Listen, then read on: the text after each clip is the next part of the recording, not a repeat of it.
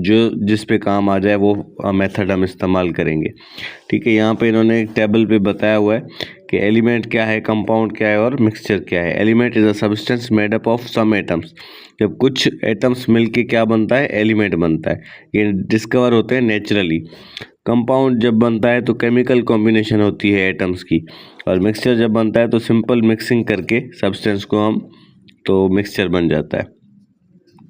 ठीक है, उसके बाद आपका है relative atomic mass and atomic mass unit. Relative atomic mass और एटॉमिक मास यूनिट। तो सबसे पहले आप एटॉमिक मास यूनिट को समझें कि एटॉमिक मास यूनिट क्या होता है। तो आपके एटॉमिक मास यूनिट को AMU भी कहा जाता है। ए से एटॉमिक, मास, M से मास, U से यूनिट। ये क्या होता है? It is a small unit, it is a small unit used to measure the mass of atoms। ठीक है, एटम का मास मालूम करने के लिए जो यूनिट हमारे पास होता है उसको AMU कहा जाता है। जैसे कि आपको अगर मीट यानी गोश्त का मास मालूम करना है तो आप केजी का इस्तेमाल करते हो। ठीक है, लिक्विड का मालूम करना होता है तो आप वॉल्यूम का इस्तेमाल करते हो। तो इसी तरीके से हर चीज़ का एक यूनिट होता है मालूम करने के लिए। ठीक है, किसी भी चीज़ की लेंथ मालूम करनी होती है तो हम मीटर का इस्तेमाल करते हैं। तो जो अगर हमें एटम का मास मालूम करना है तो हम AMU का इस्तेमाल करेंगे। तो it is a small unit used to measure the mass of atoms. Atoms का मास मालूम करने के लिए हमें क्या करना होता है, जो यूनिट इस्तेमाल करना होता है वो होता है AMU। ठीक है, उसके बाद हमारे पास दूसरा टॉपिक है relative atomic mass. Relative atomic mass ये क्या होता है, इधर आ जाए समझाता हूँ। अब क्या है रिलेटिव एटॉमिक मास? जैसे आपको पता है कि भाई जो एटम्स होते हैं ना, एटम्स जो होते हैं, एटम्स आर एक्सट्रीमली टाइनी या टिनी, जो आप बोले। एटम्स बहुत ही छोटे होते हैं। अब उनका मास मालूम करना उतना ही ज़्यादा मुश्किल होता है। ठीक है, तो इन्होंने क्या कहा रिलेटिव एटॉमिक मास में, इन्होंने क्या कहा है, इन्होंने कहा है कि 1 एटॉमिक मास यूनिट यानी 1 AMU is equal to 1 carbon atom. ठीक है, 1 कार्बन का जो एटॉमिक मास है वो 12 है। तो इसको इस तरीके से लिखते हैं, 1 AMU is equal to 1 carbon 12 unit. ठीक है, 1 AMU is equal to 1/12 of the mass of 1 carbon. ठीक है, ये इन्होंने एक स्टैंडर्ड लिया हुआ है। ठीक है, इसका मतलब ये है कि carbon 12 atom is taken as the standard and other atoms are compare to it. ये एक स्टैंडर्ड इन्होंने लिया हुआ है, इससे ही फिर दूसरे को कंपेयर करते हैं। ठीक है, कैसे करते हैं आ जाओ मैं आपको समझाऊँ। इसमें क्या कह रहे हैं देखें, the relative atomic mass of an atom is the average mass of naturally occurring isotopes compared with the 1/12 mass of one atom of carbon 12। ठीक है, अब रिलेटिव मास कैसे मालूम करेंगे, average mass of 1 atom of the element, ठीक है, divided by 1/12 the mass of 1 atom of carbon. ठीक है, the unit of relative atomic mass is atomic mass unit, the symbol is AMU।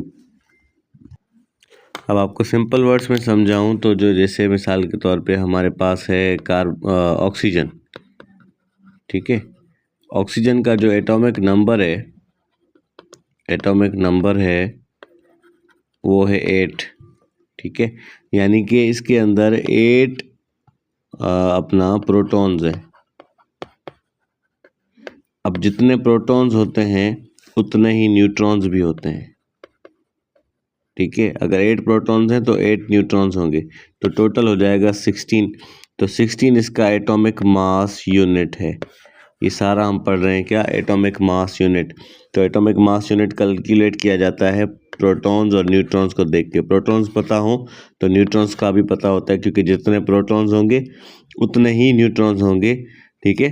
तो oxygen का जो हमारा एटॉमिक मास यूनिट है वो 16 है और इसका जो एटॉमिक नंबर है वो 8 है, ठीक है। तो ये इन्होंने बस एक स्टैंडर्ड लिया हुआ है कि किसी भी इसका मालूम करने के लिए। उसके बाद है हमारा एम्पिरिकल फार्मूला और मॉलिक्यूलर फार्मूला। अब एम्पिरिकल फार्मूला क्या है, the formula showing minimum relative number of each type of atoms in a molecule is called empirical formula. Empirical formula shows simplest ratio of each atoms present in a molecule. मैं आपको समझाता हूँ कैसे। Glucose का जो अपना formula है, chemical formula जो ग्लूकोज का है वो है C6H12O6, ठीक है। ये है ग्लूकोज का फार्मूला, केमिकल फार्मूला ग्लूकोज का, ठीक है। वो क्या है, C6H12O6।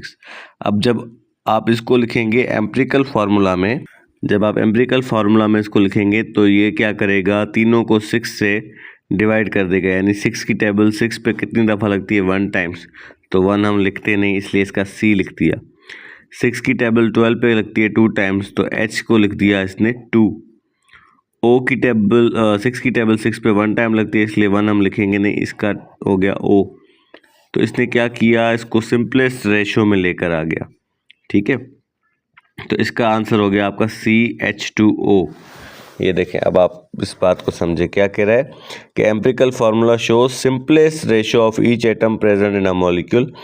Empirical formula does not show the actual number of atoms. Actual number of atoms क्या थे, वो कार्बन के 6 थे, हाइड्रोजन के 12 थे, ऑक्सीजन के 6 थे। इसने क्या किया, कार्बन को 1 लिख दिया, हाइड्रोजन को 2 लिख दिया और ऑक्सीजन को O लिख दिया, 1 लिख दिया यानी, ठीक है। असल तो ये था ना, एक्चुअल ये था, इसने सिंपलेस्ट रेशो में इसको दिखा दिया, ठीक है।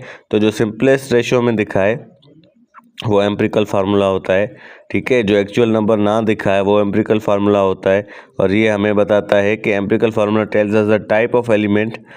टाइप ऑफ एलिमेंट बता रहा है कि भाई इसमें कार्बन भी है, हाइड्रोजन भी है, ऑक्सीजन भी है, ठीक है। इसके बरक्स हमारे पास होता है मॉलिक्यूलर फार्मूला, ये हमें एक्चुअल नंबर बताता है, ठीक है।